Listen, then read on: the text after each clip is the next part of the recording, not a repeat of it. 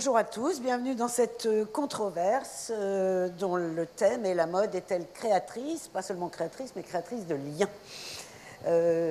Nous avons le plaisir d'accueillir une vraie européenne, Anouchka Borghesi, puisqu'elle est née à Londres d'une maman allemande, d'un papa italien. Pardon, je disais nous avons le plaisir d'accueillir une vraie européenne.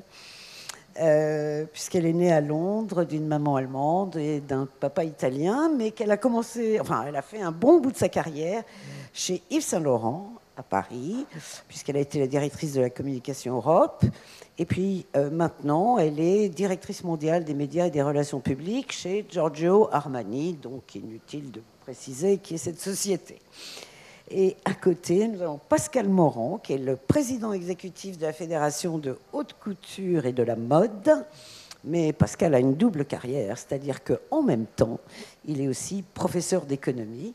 Et nous sommes connus tout jeunes dans nos premiers cours d'économie. Alors, la mode créatrice de liens, évidemment, c'est une évidence. Des liens culturels, et on le voit bien lors des défilés, lors des Fashion Week, des liens économiques, puisque c'est une activité économique et que ça prend une part importante, en particulier en France, quand on regarde à quoi ressemble le CAC 40. Et puis des liens sociologiques, puisqu'il donne parfois, elle permet parfois d'avoir le sentiment d'appartenance à une communauté.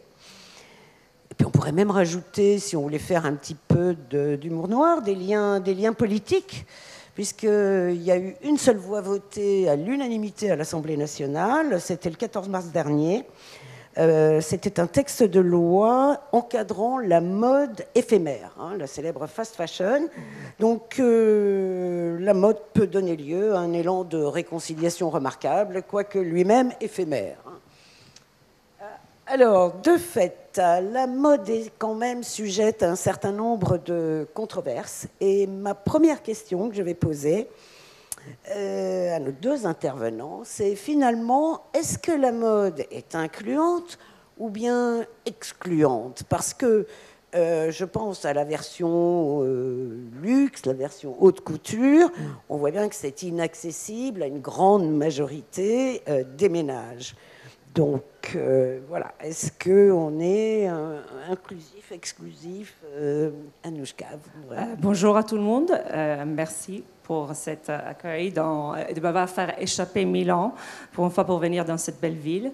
Alors, la mode. Alors, de base, je dois dire la réponse est entre les deux. Je ne peux pas cacher que, bien sûr, des fois, elle exclut parce qu'on parle des prix très, très hauts. On voit pendant les défilés, on n'invite pas tout le monde, même si on pense, non? On dit aujourd'hui, on augmente plus de gens pour être démocratique. Ce n'est pas toujours vrai, surtout si on parle de la haute couture, si on parle du niveau haut, de la manufacture, donc elle exclut.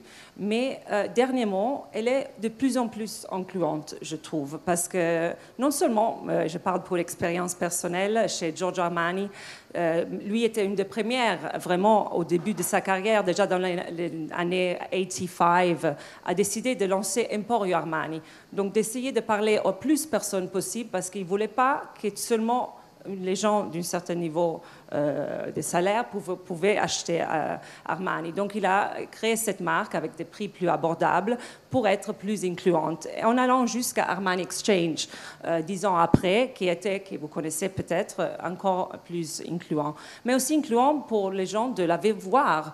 On commence à faire des streamings pour les coutures, on a la possibilité de social media, d'avoir toujours de plus de visibilité. Et dernièrement, je crois aussi avec le sport, notamment, on va voir avec les Jeux Olympiques à Paris, c'est des marques comme LVMH ont décidé de partenarier. Ils savent qu'ils quand même ils vont cibler beaucoup de populations. Et ça aussi avec nous. Alors Armani a toujours en ligne sportive et asset, mais a aussi décidé toujours de s'associer au sport pour être le plus incluant possible. Je passe. Je crois qu'effectivement, donc il y a tout ce que dit Anouchka, mais il y a un caractère fondamentalement incluant, et je vais l'expliciter brièvement. Bon, d'abord, quand on parle de mode, il faut savoir de quoi on parle, parce qu'il y a différentes catégories de mode, et c'est comme le mot prêt-à-porter. Le mot prêt-à-porter, on va utiliser le mot prêt-à-porter aussi bien pour le prêt-à-porter de Dior que pour le prêt-à-porter précisément de fast fashion. Alors, c'est des modèles économiques qui sont complètement différents. Et après, le cœur du système de la mode, c'est le vêtement, mais il est évident que ça recouvre un ensemble sectoriel beaucoup plus large avec des prix là aussi très très variés selon les marques. Alors, ce que je peux dire donc brièvement sur les différents points relatifs à l'inclusion, sans dénier l'idée ou la perception d'exclusion, c'est que d'abord en tant que tel, la mode, le vêtement, est un signe, ça on le sait, je ne vais pas revenir sur tous ces aspects, je voudrais juste peut-être citer le mot de Balzac qui parlait de l'homme hiéroglyphé, on peut parler de l'homme ou évidemment de la femme hiéroglyphée, donc c'est une signification et qui permet, qui relève d'une communication, et je pourrais bien sûr élargir tout ce propos. Il y a d'autres choses également, en particulier le fait que s'agissant des marques de créateurs, des marques de luxe et des marques de designers, mais pour lesquelles il y a aussi des variations de prix potentielles importantes, il y a des liens au niveau mondial, on pourrait revenir, qui sont extrêmement forts de tout type de personnes.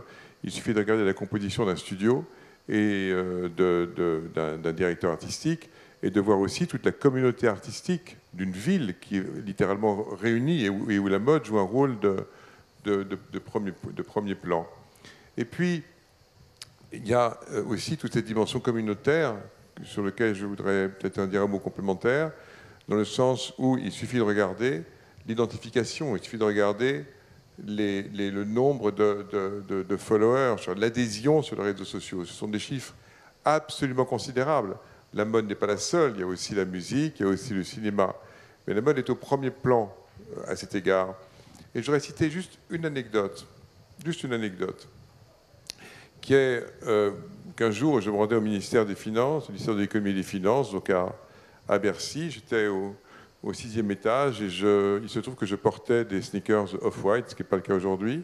Off-White, c'est la marque qui a été fondée par Virgil Abloh, qui a ensuite été directeur donc artistique pour l'homme chez Louis Vuitton, donc également.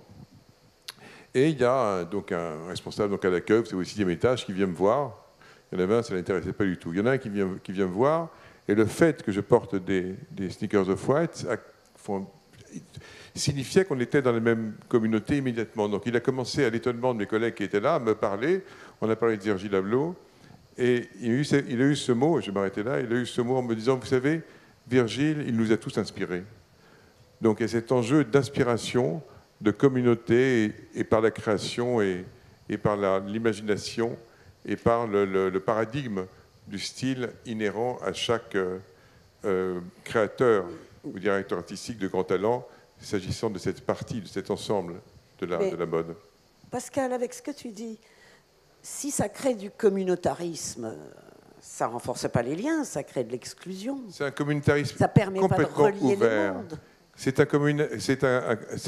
des communautés, ce sont des communautés et des rituels, comme dans les Fashion Week, on reviendra, mais c'est extrêmement ouvert. Et c'est extrêmement respecté, avec un grand respect de la diversité. En avons tous, et je ne dis pas ça parce qu'Anouchka a un immense respect pour M. Armani et tout ce qu'il a fait et tout ce qu'il représente. Mais c'est également, il y en a également beaucoup de respect. D'ailleurs, tous ces créateurs se réunissent, l'ensemble, et bien au-delà de la mode, pour tous ceux qui apportent un souffle, et pour tous ceux et celles qui comprennent, saisissent le moment présent et qui arrivent, pour un certain nombre d'entre eux, à anticiper l'avenir, comme le font d'autres, des artistes dans un certain nombre de disciplines. Ok, alors je vais passer à la deuxième question, qui est, est-ce que la mode, elle est mondiale ou locale ? Alors il y a le point de vue des économistes qui disent les chaînes de valeur sont mondialisées, mais il y a une tendance au retour vers la production locale. On aime bien le Made in France, le Made in Italy, ça veut dire quelque chose. Alors est-ce que globalement, qu'est-ce qu'on peut dire sous les autres aspects ?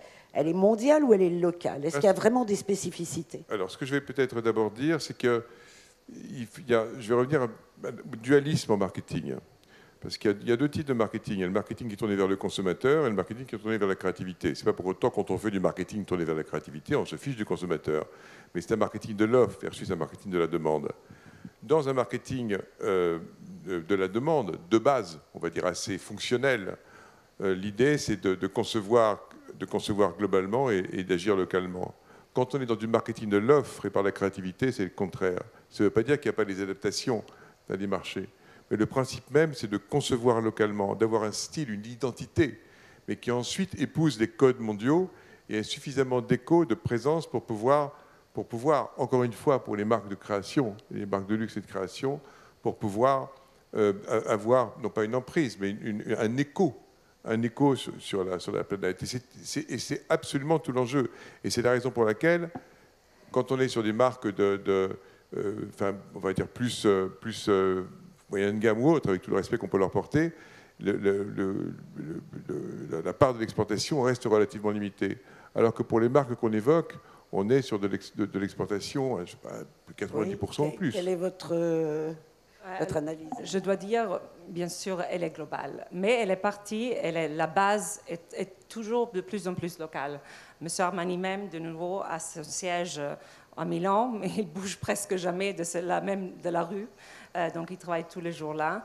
Et on essaye la majorité de la production de la faire partir de l'Italie. Mais on est consciente, on ne peut pas, déjà pour les raisons que je disais avant, quand on a créé Emporio Armani, Armani Exchange, la raison aussi d'avoir des prix plus bas, ça a obligé la production d'aller ailleurs. Et donc, mais il y a de très bonnes solutions ailleurs, pas seulement en Italie. Autrement, même le marché, bien sûr, vu qu'on a continué à grandir, maintenant l'année prochaine, ça va faire 50 ans de la marque.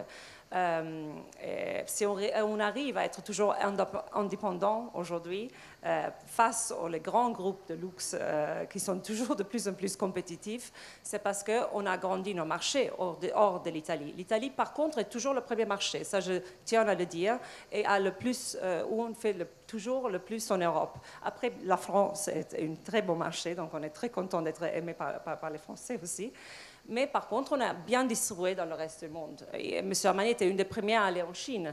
Donc, il y a 25 ans, donc il est très, très respecté. Mais il n'a jamais essayé d'utiliser les marchés où il est allé ou d'essayer trop d'en grandir. Toujours une croissance lente et juste. Mais sûrement, la mode en ça est globale. D'accord. Ce qu'on peut dire aussi, c'est que pour les marques de mode ou les marques de créateurs, la production est très largement italienne et française dans une moindre mesure, pour le textile très largement italienne et en tout cas européenne aussi, en Europe centrale et orientale, et qu'il y a aussi des marques locales dans une belle mouvance, on va dire, écologique ou écologiste qui se développe et dont certaines réussissent très bien et qui revendiquent une identité locale et un marché local. Mais tout l'enjeu, c'est pour des marques de ce type-là, c'est de pouvoir opérer un modèle économique qui soit un modèle économique pérenne face aux concurrences de grands acteurs, notamment dans la fast fashion ou autre. Donc ça va faire la transition avec ma question suivante, qui pourrait être un sujet qui fâche. C'est: la mode est-elle néfaste à l'environnement? Est-ce que ça pousse à une surconsommation? Comment vous envisagez ces problèmes? Je démarre. Comment? Je suis prête aussi. Bon, vas-y. En fait, bien sûr, on va pas être. On sait qu'aujourd'hui, on n'a pas vraiment besoin de tous ces vêtements et de toutes ces collections. On est conscient absolument que la mode est une des most, polluting industries, qui existe. Par contre, on peut essayer de faire notre mieux et on est vraiment en train de le faire. Quand même, c'est créatrice de beauté, il faut que la mode existe. Et M. Armani a toujours, si je retourne, je me sens même à l'aise, a toujours cru dans une mode qui durait dans le temps. Je crois que si on fait des choses avec un égard vers ça, de faire des choses de bonne qualité, qu'on peut passer à nos générations futures, si on croit dans cette mode timeless, si on ne cherche pas de suivre les tendances de saison et forcément d'être dans ce genre de consumisme immédiat, je crois que la mode peut vraiment aussi aider. Et donc, c'est vrai qu'il faut faire attention de toujours essayer de faire moins de collections, essayer de produire plus attentivement. M. Armani a fait une lettre pendant la pandémie où il disait qu'il faudrait que les saisons soient plus alignées. On ne peut pas penser de mettre les collections 6 mois à l'avance d'été quand il fait hiver. Donc, il faut penser dans une façon différente. On a encore beaucoup de choses à faire, mais on est en train d'essayer. Et donc, voilà. J'ai prolongé en disant que des marques, des vêtements ou des produits, donc d'une grande marque comme Armani ou d'autres, grandes marques ou de marques. Je pense aussi à des marques plus jeunes, des marques françaises comme Jacquemus ou comme Ami pour les designers qui sont développés, qui marchent très très bien. Quand on regarde l'évolution du prix sur le marché de la seconde main, on voit que le prix, bien sûr, les prix peuvent baisser, mais sont relativement stables par rapport à d'autres catégories de vêtements. La mode a un problème structurel qui est un problème environnemental, qui est un problème de volume. Alors il y a une idée qui est une idée complètement farfelue, mais qui a été répétée. Un mensonge répété 1000 fois devient vérité, parole de Confucius, et selon lequel la mode est le deuxième secteur le plus polluant. Ça n'a jamais été démontré, c'est une idée comme ça, puis comme elle est facile à prononcer, à mémoriser, bien, elle est devenue une forme de, entre guillemets, vérité. La vérité, dans les calculs, c'est qu'on est sur disons, s'il y avait un classement, ce serait plutôt le 4e ou le 5e, ce qui est déjà beaucoup, ce qui est déjà grave. Mais quand on parle de pollution, alors il y a les dimensions environnementales et sociales, mais si on parle d'impact environnemental, par définition, d'un point de vue économique, c'est un impact moyen multiplié par le volume. Et il y a un gros problème de volume, et qui ne s'arrange pas d'ailleurs spécialement, parce qu'il y a un certain nombre de modèles économiques qui peuvent potentiellement aller dans ce sens-là. Vous savez qu'on est sur une production annuelle de l'ordre de 100 milliards ou 120 milliards de pièces donc par an. Donc ce sont des chiffres extrêmement importants. Et la mode des créateurs et des couturiers, on est sur des chiffres qui sont plus de 1000 fois inférieurs. Donc il y a une dimension de volume, ça c'est un point. Il y a un enjeu de mesure aussi, avec des gros enjeux de légitimité de la base de données, de mesure d'impact, qui sont assez complexes selon les différentes matières, selon les processus industriels. Et puis, il y a des nouveaux modèles. Il y a des nouveaux modèles parce que tu as prononcé le mot de fast fashion. Il y a aujourd'hui maintenant ce qu'on considère, ce qu'on appelle l'ultra fast fashion, donc notamment avec des plateformes comme Shein, comme Temu ou d'autres, qui proposent des robes à 5 € ou des manteaux à 10 €. Ce qui fait qu'on demande aujourd'hui à des étudiants de citer 5 marques de luxe. Ils sont assez enclins à placer Zara parmi ces 5 marques. Donc on est dans des variations d'échelle avec des gros enjeux de volume. Et je dirais que le principal problème, c'est de traiter ces enjeux de volume, ce qui n'est pas simple et c'est absolument essentiel. S'agissant, ce qui ne dédouane pas les marques de créateurs et de luxe, mais les marques de créateurs et de luxe, dans ce cadre-là, même si l'impact global est relativement faible, elles se doivent d'être exemplaires. Et c'est pour ça qu'il y a tous ces efforts qui sont accomplis et qu'on s'attache à accomplir. Oui, vous me faites penser à un sondage qui a eu lieu en France, mais il n'y a pas très longtemps, sur pensez-vous qu'il y a trop de consommation de vêtements en France, et il y avait une grande majorité qui répondait oui. Et la question suivante, c'était est-ce que vous pensez que vous avez trop de vêtements dans vos placards? Et la grande majorité répondait non. Oui, donc les deux sont vrais. Il y avait un petit problème de cohérence globale, mais bon, c'est comme ça. Alors, pour qu'on ait quelques minutes pour donner la parole aux participants, j'ai une dernière question. Paris-Milan, coopération ou concurrence? Si j'ai ma partie italienne qui rentre, je dirais concurrence. Parce que les Italiens sont notés pour avoir ce cœur. Moi, je crois que c'est normal, non? Dans chaque de nos pays, on a un patriotisme énorme. Et surtout chez les créateurs de mode, surtout moi, je le vois. Comme je disais avant, j'ai travaillé quand même 10 ans à Paris. J'ai travaillé chez une maison française et donc j'ai vu la différence entre un créateur italien. Mais par contre, chez Armani, je dois dire, la vraie mode, elle est à Paris. Donc, il va peut-être taper, mais lui, il croit la même chose. Et c'est pour ça qu'il a tellement désiré venir présenter ses collections de couture à Paris il y a 20 ans, parce que c'était pour lui un défi énorme, parce qu'il sait que Paris, quand même, a une allure, a une beauté différente. Bien sûr, Milan est incroyable, c'est une ville industrielle qui a créé la mode dans les années 80 et a créé la beauté de Milan, je crois, aujourd'hui par rapport à Paris, après Pascal de répondre, c'est que quand même il y a encore cette indépendance. Il y a ces maisons peut-être iconiques un peu à l'ancienne qui sont encore en main de leurs propriétaires, de leurs fondateurs. Moi, je travaille chez une, mais aussi il y a d'autres exemples, chez Prada, Dolce Gabbana, Versace, Marco Zegna, Cucinelli. Et je peux continuer. Capitalisme familial versus capitalisme financier. C'est un différent, sûrement Donc, exactement pour ça, je crois, dernièrement, il y a énormément de collaborations. C'est pour ça, en fait, je dois dire merci pour m'avoir invité déjà à la mode française. Ça n'arrive pas toujours à la mode italienne. Donc, mais il y a énormément de coopération parce qu'on sait les différences qui nous font grands et on ne peut pas penser de faire grandir la mode si on ne travaille pas ensemble. On ne peut pas travailler comme des îles. Et donc, collaboration sûrement. Vous savez, la France, on va dire, est leader mondial, mais on peut dire la France et l'Italie sont leaders mondiaux ensemble. Et le couple franco-italien dans les industries créatives et dans la mode en particulier, il est absolument essentiel. Et c'est juste une réalité. Regardez les noms, je n'ai pas le temps de citer les noms, mais les noms des directeurs artistiques. Regardez les noms des dirigeants. La production, elle est faite, enfin, c'est vraiment France-Italie, avec aussi une production au Portugal, notamment dans la maille. Et puis, il y a les Fashion Week. Les Fashion Week ont un impact énorme.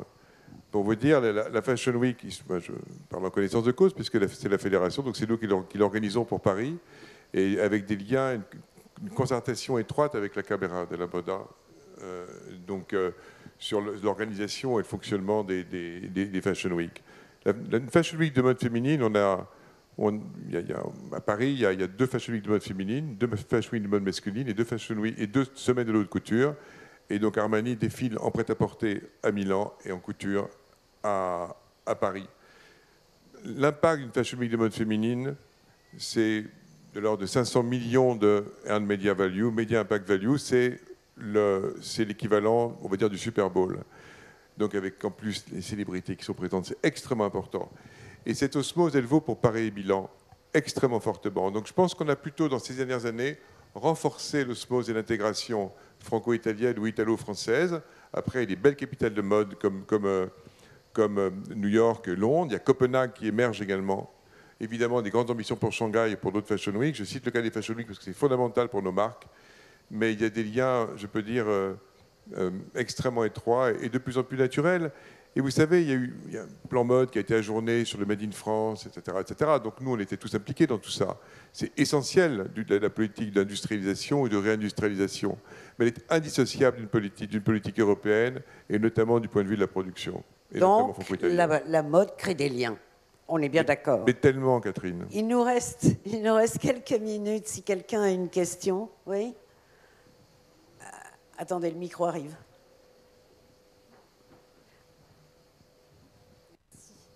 Bonjour, Soraya Doré, je suis dans une autre industrie, dans l'asset management. Je suis chargée de clientèle, je travaille Place Vendôme pour une société qui est aussi très implantée à Milan, donc j'ai bien en tête tous les calendriers de Fashion Week. Blague à part, je voulais juste dire un mot et vous poser à tous les deux une question. Je pense que la mode a toujours été porteuse de valeurs de justice et d'égalité. On rappelle que Poiret a libéré la femme du port du corset, que l'émergence de la mini-jupe ou encore de la mode unisexe renvoie à tous ces combats pour l'égalité.